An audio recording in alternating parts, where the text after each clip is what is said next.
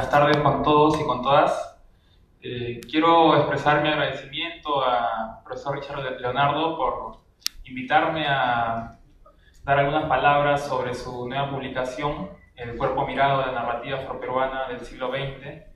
Asimismo, para mí es satisfactorio, es un honor compartir la mesa con él, junto con el profesor Dorian Espesúa, quienes han formado parte significativamente dentro de mi formación académica.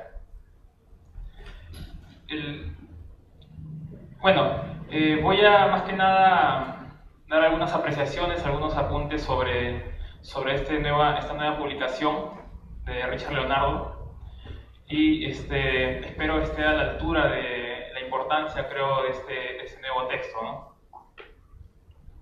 El cuerpo mirado, la narrativa afroperuana del siglo XX de Richard Leonardo.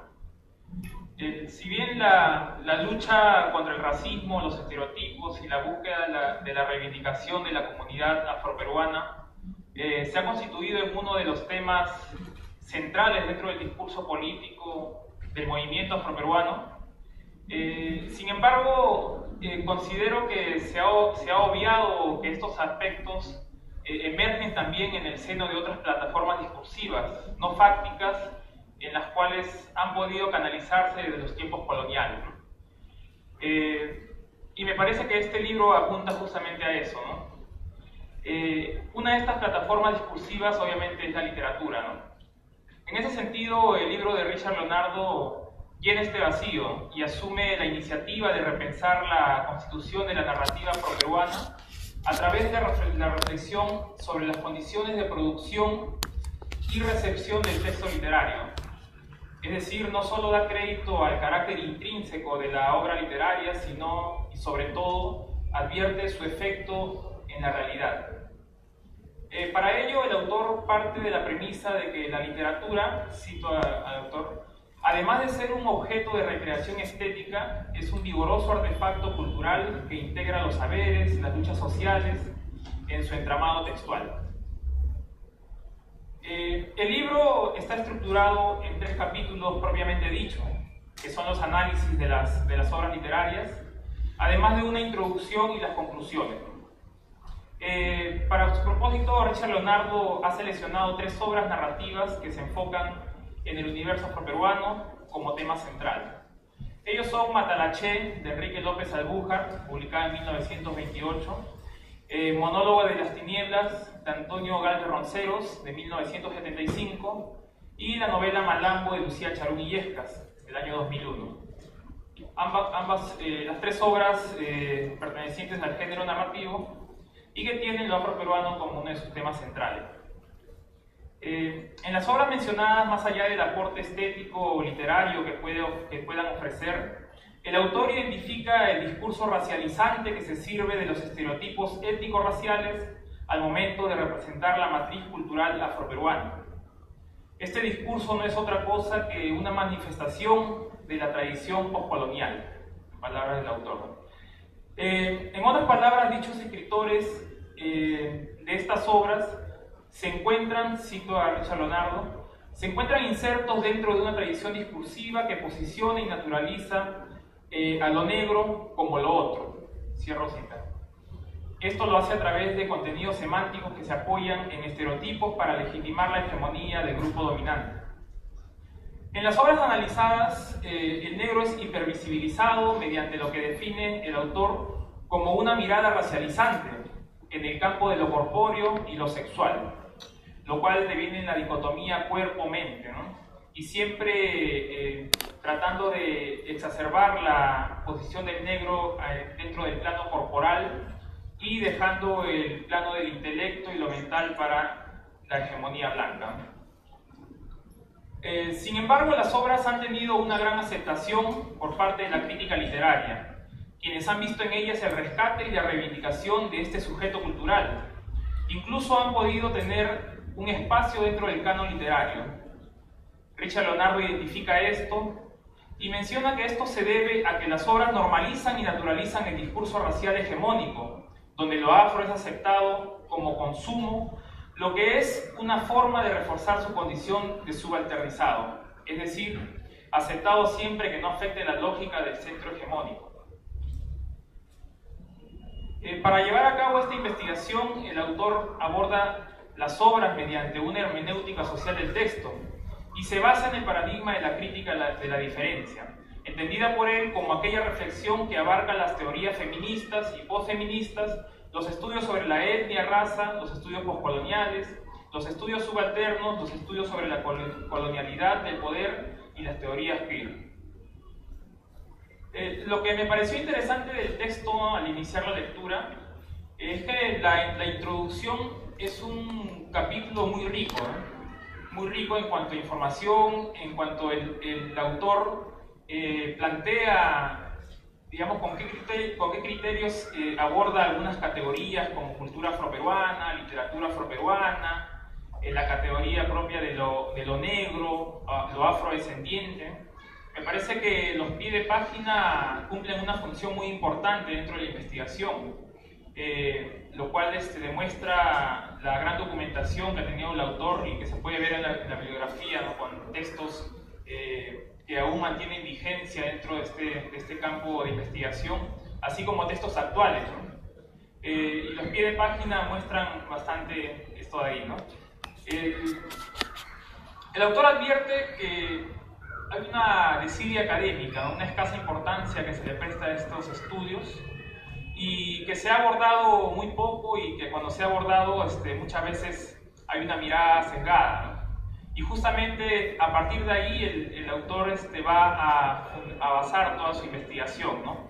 En tratar de dar una lectura que desmitifica toda aquella tradición crítica que ha visto en estas obras digamos, como algo central la reivindicación del sujeto afrodescendiente de la cultura afroperuana, cuando en realidad hay algo más allá, ¿no? Hay un subtexto en estas obras que realmente lo que muestran es que el autor ofrece un discurso pero que se encuentra anclado a un contexto, ¿no? Y no puede escapar de él.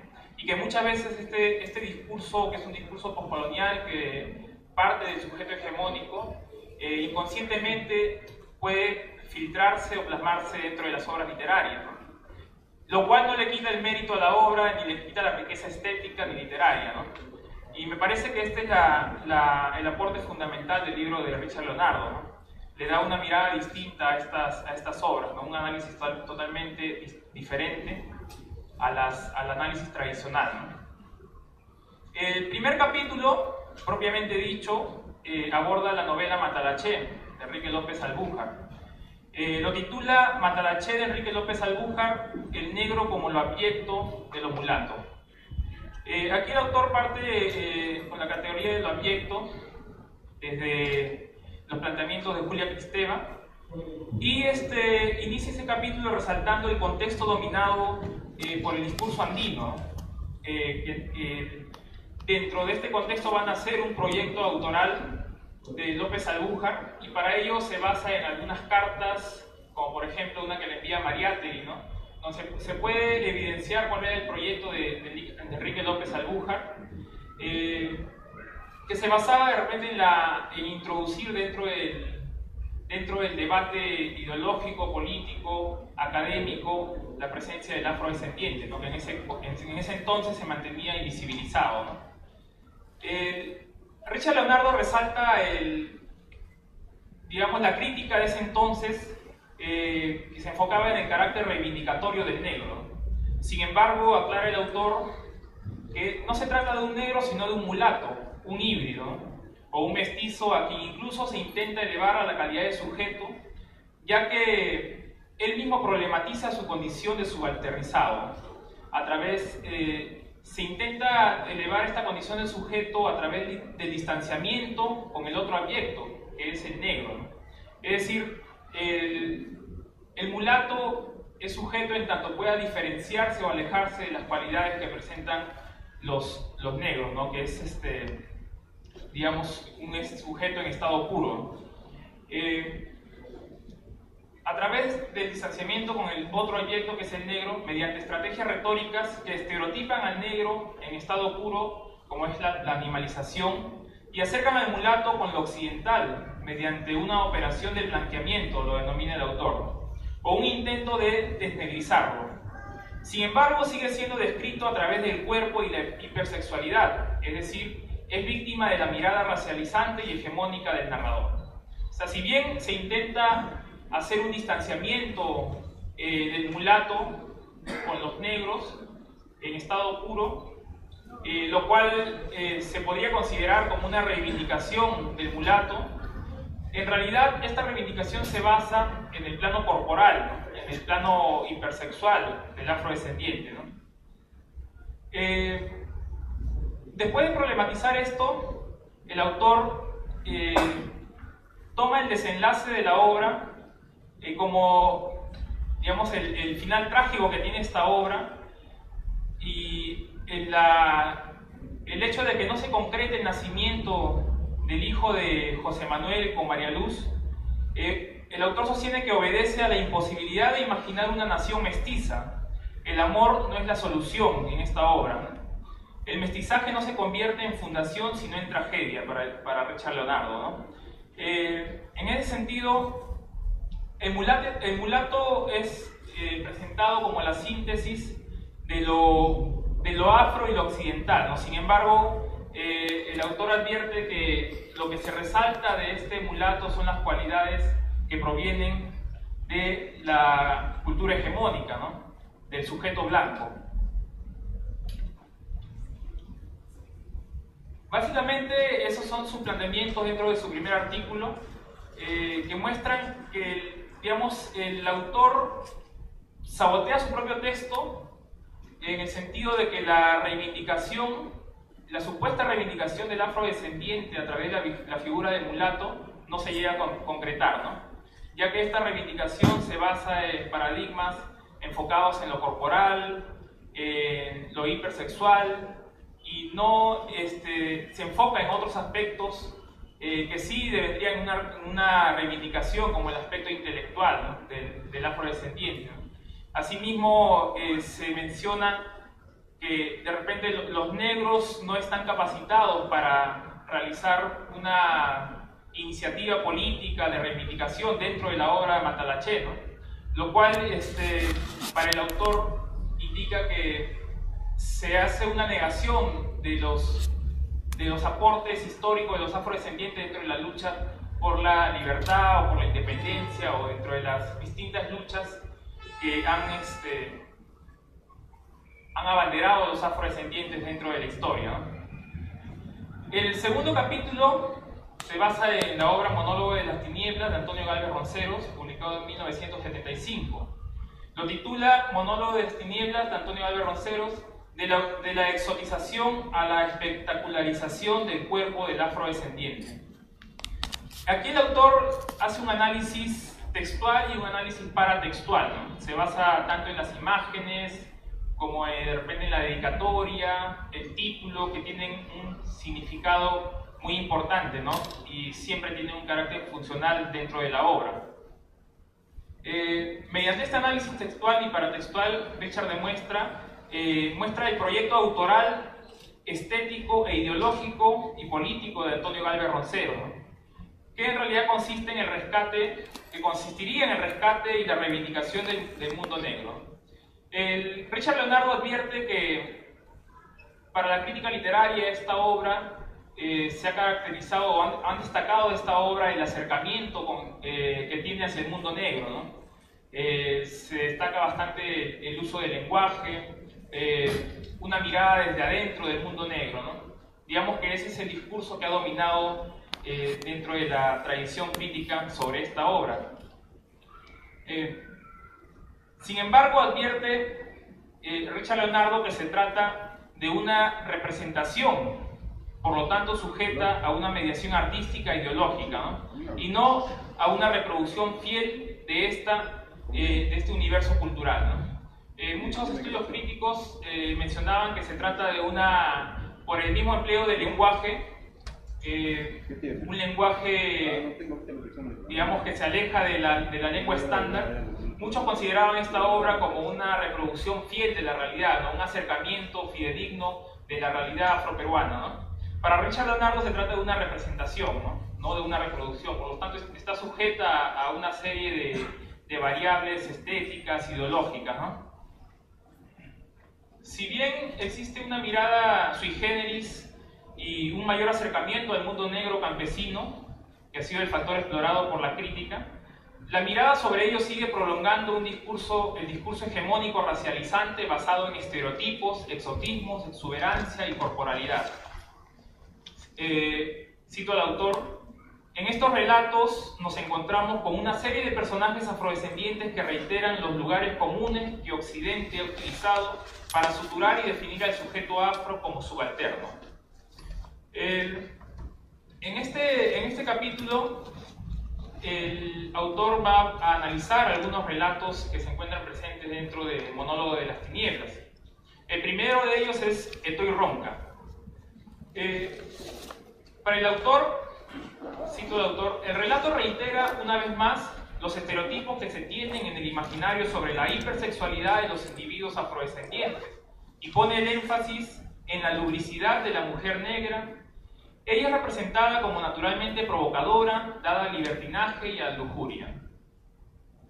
El segundo relato analizado, una yegua parada en dos patas. Aquí, para Richard Leonardo, la opción narrativa elegida por el autor es la descripción de los afros desde el propio afrodescendiente, ¿no? Identifica un narrador homodiegético, ¿no? Con lo cual muestra la coherencia con el proyecto de esta publicación, donde esa mirada racializante no solo proviene de un sujeto no afrodescendiente, ¿no?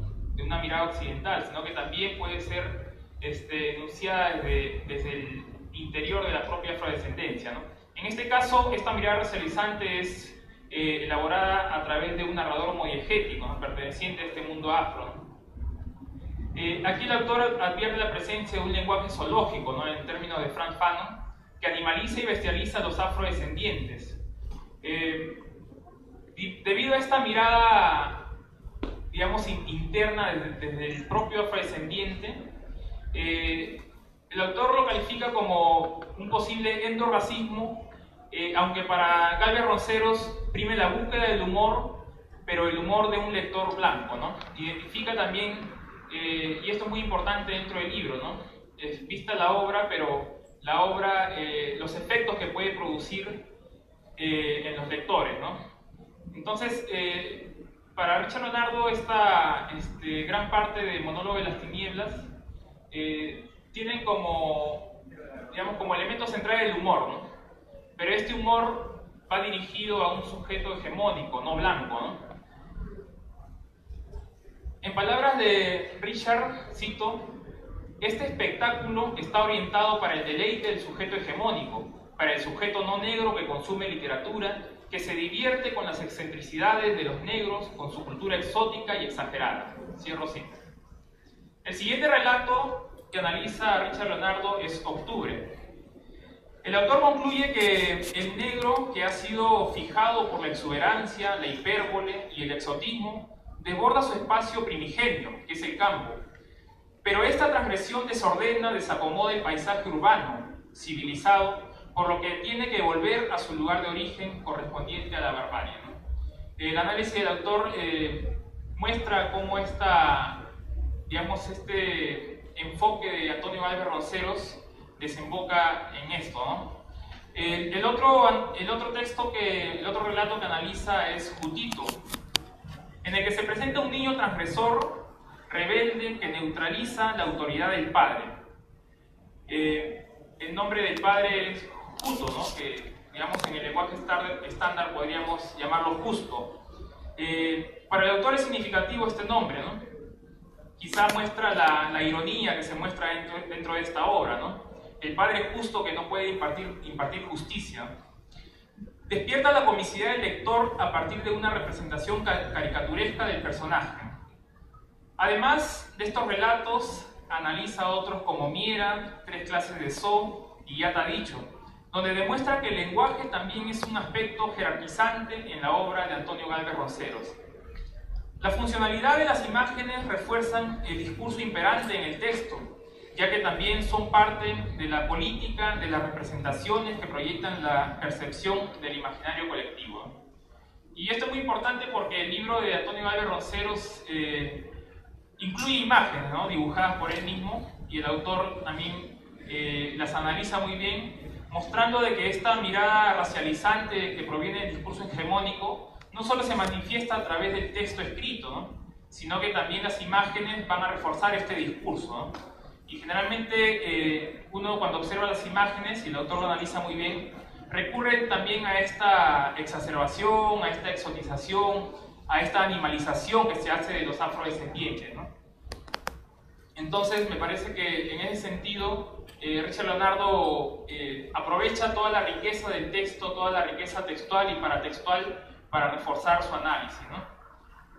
El tercer y último texto analizado es Malambo, de Lucía Charún Illescas, titulado Malambo de Lucía Charún Illescas, hipersexualidad de la mujer negra y las trampas del esencialismo estratégico.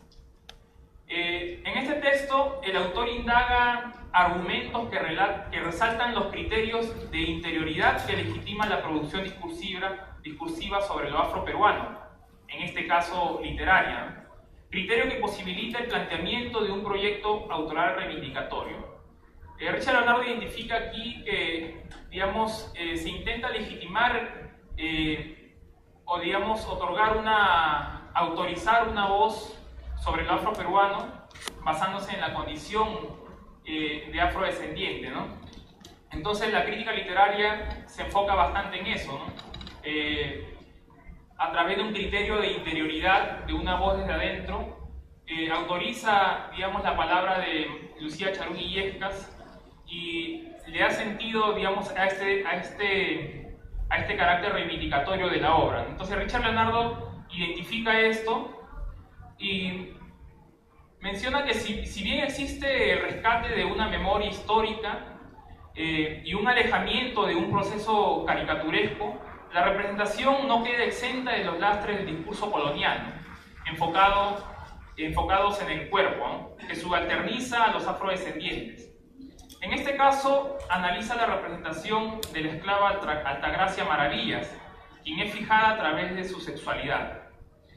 Más allá de recoger un hecho histórico, o digamos estas circunstancias que relacionaban a los amos con las esclavas, el autor problematiza el goce libidinoso que representa a la mujer negra como propensa a los placeres sexuales, rebelde y desvergonzada.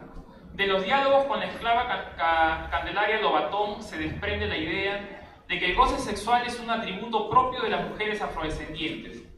Del mismo modo identifica que la mujer tiene capacidad de agencia para negociar con el poder, pero haciendo uso de su cuerpo.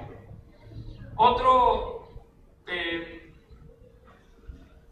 aspecto importante que resalta Richard Leonardo es que a través de esta narración la mujer es vista solo como un objeto reproductor. Cito al autor: quizá esto explique el éxito de la novela en Europa, porque muestra esa mujer negra que el horizonte de expectativas occidental quiere encontrar, exótica, voraz y desenfadada. Cierro cita. El análisis de otros personajes varones, como Nazario Briche, le permite concluir al autor, cito, que nos encontramos entonces ante una representación de los individuos negros que privilegia el cuerpo, reduciéndolo a la fortaleza física en el caso de los varones y a la fortaleza sexual en el caso de las mujeres. Cierro cita. Además de otros estereotipos como el esclavo deshonesto, envidioso y supersticioso. Una propuesta interesante es la apuesta por lo sobrenatural y lo prodigioso dentro del mundo negro. Richard Leonardo identifica esto, ¿no? La crítica literaria que ha estudiado la novela Malambo ha resaltado bastante este lado de la obra, ¿no? El aspecto de lo real maravilloso, el realismo mágico, lo sobrenatural, ¿no? Estas situaciones contrafácticas han motivado lecturas desde el realismo mágico y lo real maravilloso. Para el autor, para Richard Leonardo, este proyecto autoral o esencialización estratégica que simulariza una cultura no hace sino crear una imagen prelógica, precientífica y no racional del mundo negro. tal como Occidente construyó la imagen maravillosa de América Latina. En este sentido, la búsqueda de una identidad y reivindicación puede convertirse en una mirada que sirve los intereses del grupo hegemónico. Para culminar, para Richard Leonardo, las obras estudiadas demuestran que los esencialismos no existen. Es decir, la autoridad discursiva no está condicionada por la pertenencia étnica del enunciador. Por ello, relativiza la supuesta mirada exógena de los narradores negristas, ya que la misma perspectiva puede provenir desde los propios afrodescendientes. ¿Qué mejor prueba fehaciente que los casos estudiados en este libro? Además, cabe precisar que esta posición desborda el campo de la creación literaria para trasladarse, en cambio, al de la crítica. El libro muestra una lectura desmitificadora mediante un enfoque basado en la política de las representaciones, más allá de desmontar una tradición crítica sobre dichas obras, centradas en el carácter reivindicatorio. Este estudio los complementa y enriquece las distintas interpretaciones realizadas. Y para culminar, quiero enfatizar en que el abordaje que hace Richard Leonardo de esta obra, o de estas obras literarias, creo que puede ser pertinente o puede ser muy útil para posteriores estudios que se puedan desarrollar no solo desde esta plataforma discursiva que es la literaria, sino que considero que este estudio plantea las bases para una posterior reflexión que desborda lo literario, ¿no? Llámese un discurso audiovisual, en el plano musical, la pintura, lo fotográfico. Creo que los planteamientos de Richard Leonardo, demostrar que los discursos que supuestamente son reivindicatorios están anclados dentro de un discurso hegemónico, racializante, puede ser válido también para otro tipo de manifestaciones discursivas. En ese sentido, saludo esta publicación de Richard Leonardo y creo que a los que intentamos de alguna u otra manera indagar o acercarnos a este campo de estudios de lo afroperuano, nos deja una valla muy alta para superar, ¿no? Y creo que esto es valioso y es muy importante porque en los últimos años la intervención de Richard Leonardo dentro de este campo de estudio ha sido muy importante, ¿no? No solo por los eventos académicos que se han realizado, sino porque las publicaciones así lo demuestran, ¿no? En ese sentido, quisiera cerrar mi presentación felicitando al profesor Richard por esta publicación que considero muy valiosa para los estudios posteriores, ¿no? Muchas gracias.